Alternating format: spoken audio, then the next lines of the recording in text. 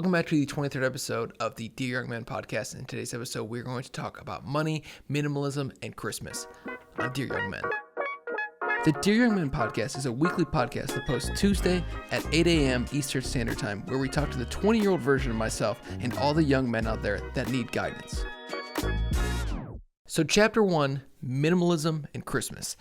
This is a very stressful time of year, I think, for me and a lot of people with money and everything. And I just want to talk a little bit about why I think that's the case and what you can do to hopefully prevent the stressfulness of it, because it shouldn't be a stressful time. It should be a fun time, a time of relaxation to basically be able to hang out with family and friends and just relax and chill for a little bit until the new year starts. So Christmas is typically the largest economic stimulus for many nations around the world. It's estimated that in 2024, holiday sales will almost hit $1 trillion. So this is a very big time of spending throughout this period of time just on Christmas. And that can be stressful in itself, obviously, buying all these gifts, spending all this money. But I think that there is another aspect to it beyond money that is a different type of burden that we'll talk about in a minute. We'll continue down the money rabbit hole. Majority of Americans are still paying off credit card debt from last Christmas. This was posted just a few hours ago, and it says that in 2023, nearly 1 in 4 Americans had holiday debt from the year before, so that number essentially doubled from last year, he said. The same study revealed 68% of Americans say Santa will be on a budget this year, according to Lupo, who told the Center Square that holiday budgets this year range from just over $200 to more than $4,000, depending on income, existing debt, and cost of living. Another recent poll by Gallup found that average Americans will spend $1,012 for Christmas this year, up from $975 from the year before. Credit card debt for the average household as of the third quarter of 2024 was around $10,757 after adjusting for inflation, according to Wallet Hub. So obviously, money. This is a time of year where people are spending gobs of money on gifts for friends, family, kids, everybody. Money is just being exchanged left and right. It's an easy time to do it because it can be easy to give money. It's that time of year. I think I've heard that Christmas music itself can actually make people spend more money, which I don't know if that's true or not, but if it is true, that's kind of crazy. Other findings from the studies that 52% said that they would apply for a new credit card to help with holiday shopping. Obviously, don't do this. If you have to do that, then you can't buy gifts. It's an uncomfortable time of the year if you can't buy gifts, but this is where you should be communicating with the people that you're buying the gifts for. Obviously, with your kids, it's a little bit different. I mean, Christmas comes around at the same time every single year, so you can plan ahead. But at this point, it's a little late, and I just thought it's interesting because this is a time of year where a lot of money exchanges hands, and I think a lot of stress gets put onto people, and I don't know if they know it's coming, but they never plan for it. And so 72% in the study said that their charitable giving is down this year due to inflation. Not a huge surprise. 55% of people surveyed would like to outsource their holiday shopping to an AI robot, which I thought was really funny because basically what this is proving is that the holidays can just be a financial burden. And that's not what Christmas is. Obviously, that's not what it's all about. It's not about being a financial burden or having a financial burden. And I think a lot of that is bad planning and poor planning from people. We know Christmas is coming around every single year, but another part of it is that we're getting gifts for people and we're spending more than we need to spend. It's not about the amount of gifts that somebody gets or somebody gives. It's just about being around each other for the holiday, for Christmas. It's about being there together. That's really what it's all about. You have memories. I was thinking about this. My favorite Christmases, it was like, we got a gift, and I do remember that gift, but that gift was so cool because we played with it together. One of my favorite Christmases was we got a Wii for Christmas, and it was so cool. We did a scavenger hunt. We went through the entire house, and we got a Wii, and it was like a group gift between all three kids, and we played the Wii all day, and it was the coolest gift. And looking back, it was relatively cheap. Wii's Nintendo products in general, their consoles, had never been that expensive, not compared to some of the other consoles or at least like a gaming computer. And so it's pretty interesting to me that one of my favorite memories about Christmas is about, yes, it was about getting a gift. So I'm not going to say that the gifts don't matter, but it was about getting a gift and using that gift with the people that you love. And I think that's what was so incredible about that Christmas that I'll never forget. And that's my favorite Christmas basically of all time, was that one. Especially when I was a kid. Now, as I've gotten older, it's different because I'm the gift giver to my children. And that's its own type of really fun thing. And now that my oldest daughter is turning 3 this year, she can actually open gifts. And it's really cool to see her open gifts. And she really likes that. But there's another aspect to it beyond the financials, is that I think the financials are weird, because if it's for your own kids, okay, that makes sense. But if it's for it, doesn't make sense, honestly. And I'm not saying go into debt for your own kids, but if you're only going to debt for your kids, I'm going to say you shouldn't do that, but I'm not going to sit here and tell you that everything you're doing is wrong. However, if you're going into debt for like a brother or a sister or a mom or a dad or a cousin, whatever, that's stupid. We're all adults here. Don't buy me a gift. Don't put yourself into a financial hardship because of me. I never understood that. And as I've gotten older, I've been the one that's really suggested, hey, why don't we do Secret Santas instead? That way we only have to buy one gift, as opposed to buying like 4 or 5 or 6 different gifts for everybody. We can all just sort of buy one gift, so that way one person can open one gift. And it saves a lot of money. As opposed to spending $50 on 6 people, it's $50 on one person. And that was my idea, because 1, the money, but 2, the stuff. And that's like the next part I want to get into, it is minimalism and Christmas, and how they can go together, and maybe how, if we could pull some more minimalistic principles, you wouldn't be burdening me personally with gifts that we probably don't need. I have 2 young daughters, and they have more toys than they could ever need, because I'm a parent and I buy them toys. I make a good amount of money. I have a decent income. I am more than willing to sacrifice on me to get them stuff. So they have everything that they could possibly want.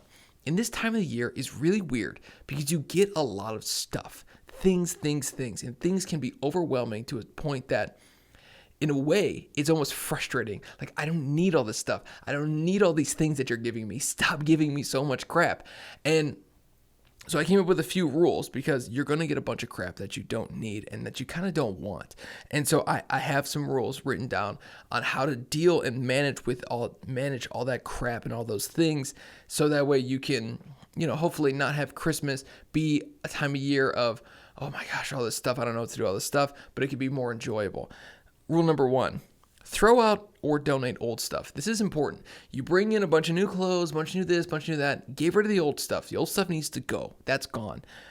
Or, number 2, tell people to limit themselves. Stop buying so many gifts for my kids. Stop buying so many gifts for me. I don't need it. I appreciate the kindness, but maybe we could donate that money to somebody who needs it more than myself. My kids don't need it. Maybe we could donate that money to kids who actually do need this kind of stuff. That would be better, right? That would be better. Or the next one you could do is return whatever you can. Do not feel guilty getting rid of something that somebody gave you.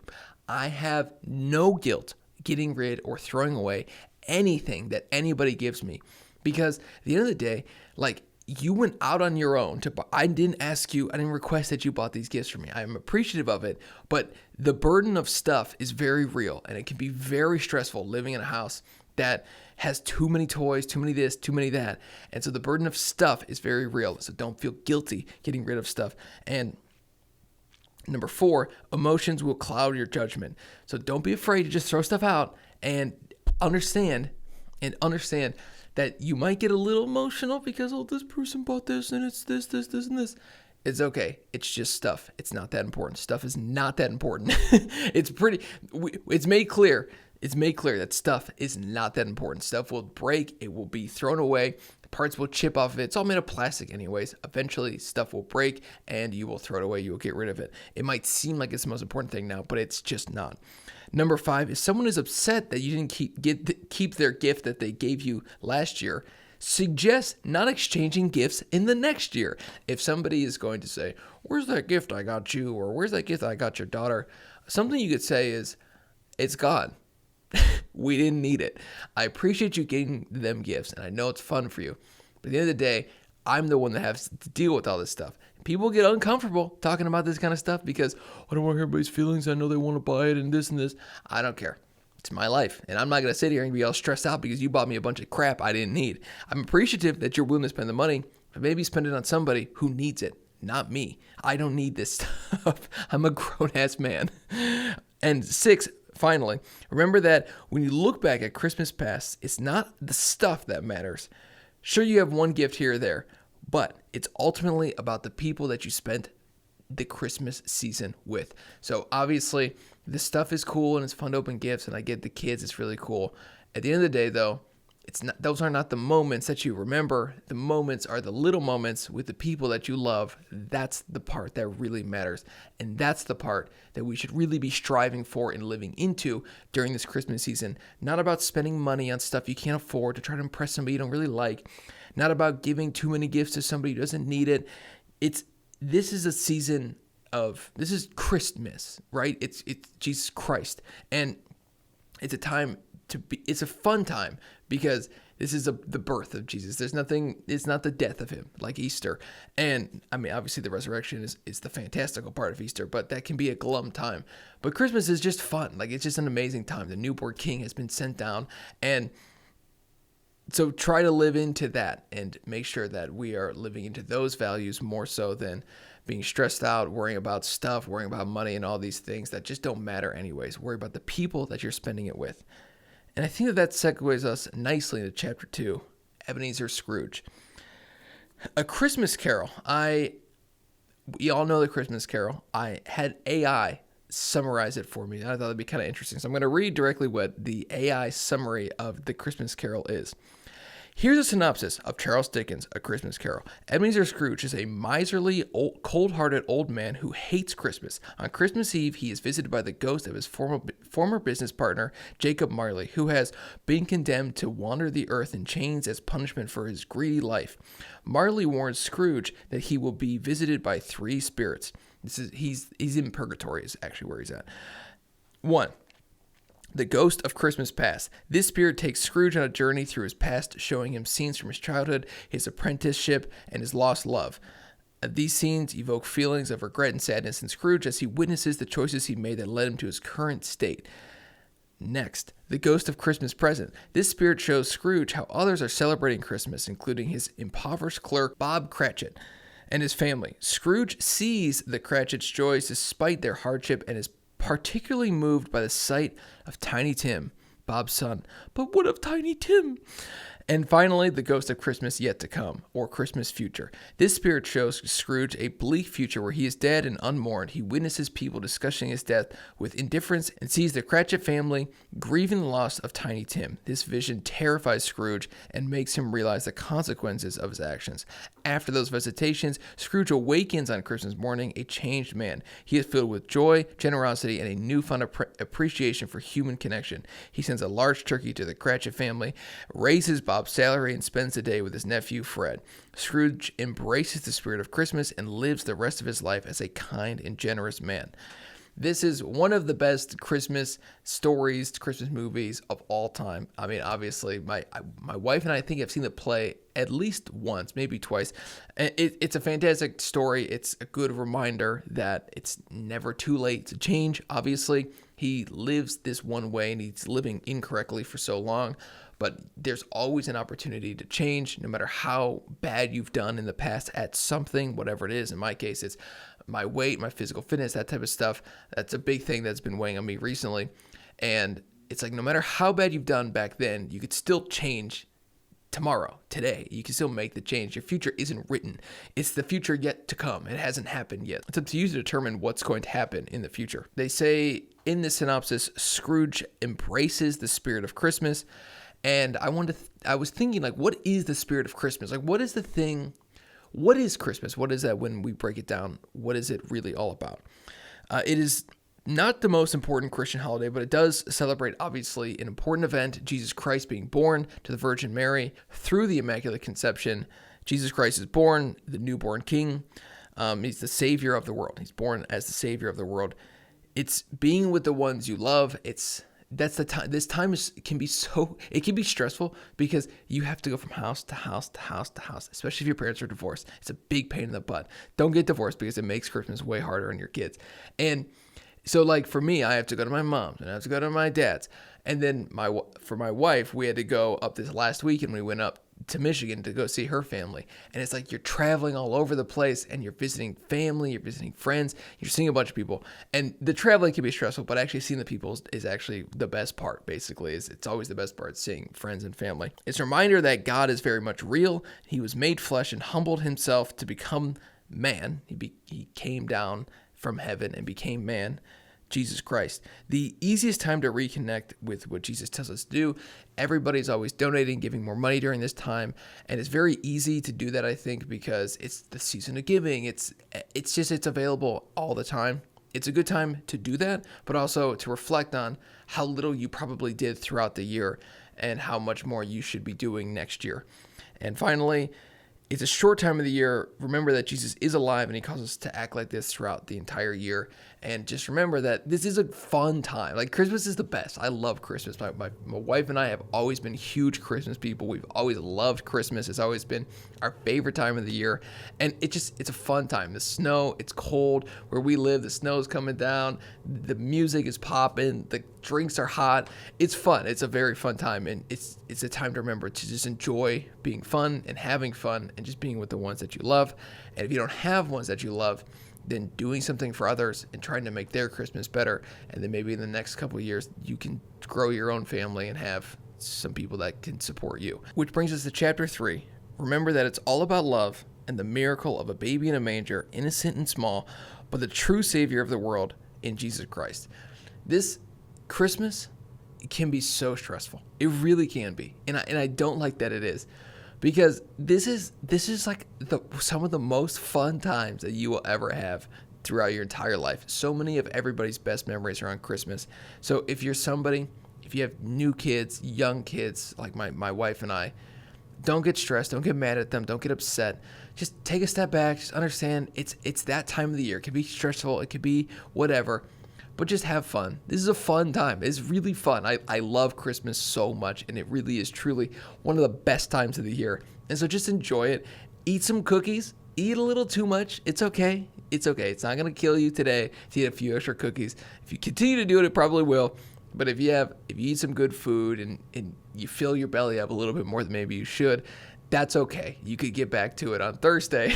Christmas being in the middle of the week is actually kind of nice because it's like, you can sort of have a bad day on Wednesday, and then on Thursday you can sort of get right back to it because the gyms are going to be opened up. It's not like a Sunday or anything where the gyms might be closed. Just enjoy the sounds of Christmas music. Christmas music is the best. I listen to Christmas music in July. I love Christmas so much. This is just the best time. Drink the hot chocolate, eat the cookies, spend time with friends and family, listen to Christmas music, say Merry Christmas, stop saying Happy Holidays, say Merry Christmas, Christmas, don't say Xmas, Merry Christmas, remember why we're celebrating this holiday, say Christmas. I always make sure to say Merry Christmas to every single person. I don't care that I'm supposed to say Happy Holidays. No, Merry Christmas. I celebrate Christmas, so I'm going to say Merry Christmas. Eyes heavier, eat a little bit too much. That's okay. It's not a big deal. Your belly might be a little full. It's okay. On Thursday, you'll get back to it. But it's okay to just enjoy and relax and just have fun on Christmas because it really is. It's an amazing day. It's an amazing day. The Virgin Mary gave birth to the Savior of the world, and it's a fun day. Like, let's celebrate that. And finally, the last one is remember that these moments, these are going to be core moments for you, core moments for your family. These Christmases, you don't get a million Christmases. You get a handful with your friends, with your family, with your parents, with your kids. They are limited. So just remember to enjoy them, every single moment of it. Just have fun, be relaxed, be calm. It's okay. If you spent too much on your credit card, you have to fix that. That's okay. But enjoy the day. Enjoy the day and fix it on Thursday. That's okay. I'm going to give you one pass and say it's okay, but you have to fix it on Thursday. Listen back to the other ones about money. You could fix it then. And just remember that, like, this time of year, it's just the best. And just enjoy it. And I know I've said that a million times, but have a very, very Merry Christmas. I know I will have a very Merry Christmas.